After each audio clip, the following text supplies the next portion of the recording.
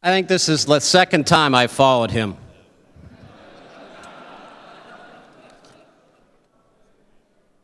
Thank you, Mr. Speaker.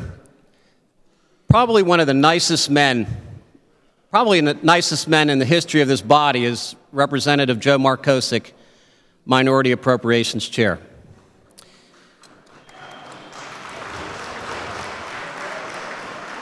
Oh, it's going to get a little worse, but he has said repeatedly over the last 5 years, one-time gimmick, robbing Peter to pay Paul.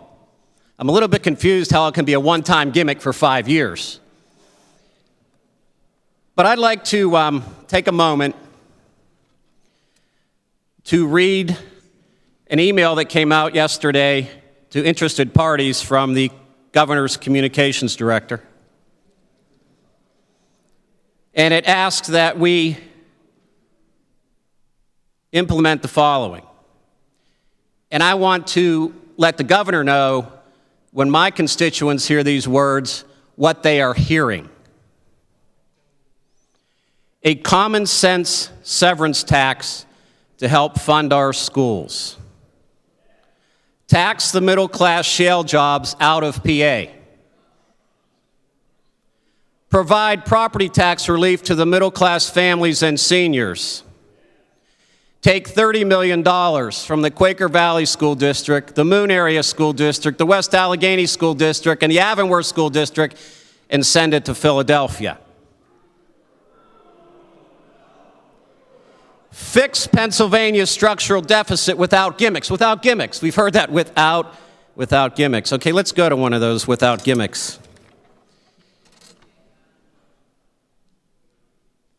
Here's a calculation of the proposed sales tax on fees, meals, textbooks, and this is for the private colleges and universities that have 178,058 students in Pennsylvania that don't get any taxpayer assistance out of this budget.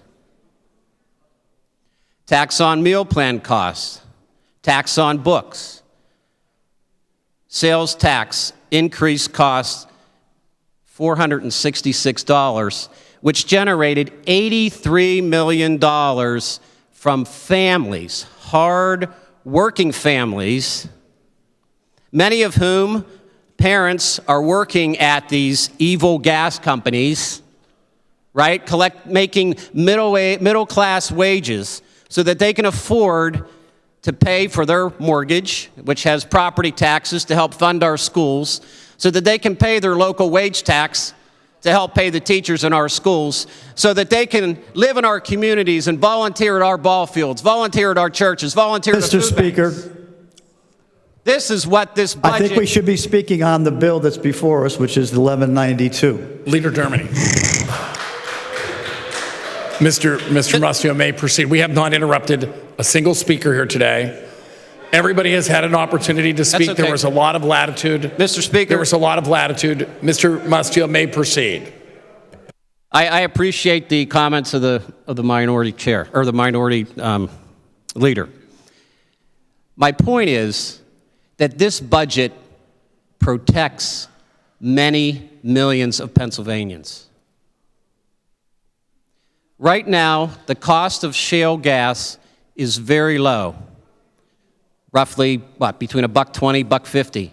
60 cents it takes to move that gas through the lines. There's very little money there. So there's a lot of my constituents have been laid off. Now we want from the governor to tax it. This budget protects middle class makers that are making taxes that we've seen increase in PIT and sales tax over this past year. This protects makers, not companies, people. People that take time to email you heartfelt emails, not boilerplate emails that are mass-produced by some special interest group. These are individual, heartfelt stories on the impact if we get this wrong. If we get this wrong with this industry, if we get it right, all of you on that side of the aisle will be standing there taking claim at every ribbon cutting there is in your community. All those that spoke against this budget and for shale tax, I invite all of you to a quarterly meeting of the companies in my district and meet real people that volunteer in our communities, real people that go to church and tithe. Sir. Thank you very much.